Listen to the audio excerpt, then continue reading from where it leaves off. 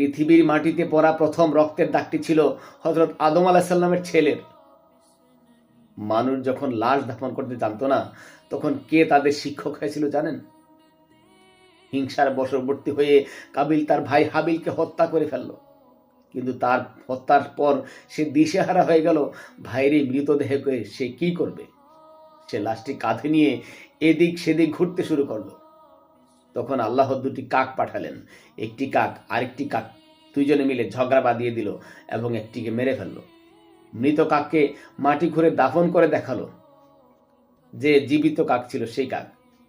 তা দেখে কাবিল আফসোস করে বলল, হায়, আমি কি এই কাকের চেয়ে অধম হয়ে গেলাম? হিংসা মানুষের হিতাহিত জ্ঞান কেড়ে নেয় এবং শেষে শুধু অনুশোচনাই বাকি থাকে। হিংসা নেক আমলকে যে সেভাবে খেয়ে ফেলে যেভাবে আগুন কাঠকে পুড়িয়ে ফেলে। সন্তান হত্যার খবর শুনে আদম আলাইহিস সালামের অবস্থা কেমন হয়েছিল? এরপর নবুয়তের দায়িত্ব কে পেলেন?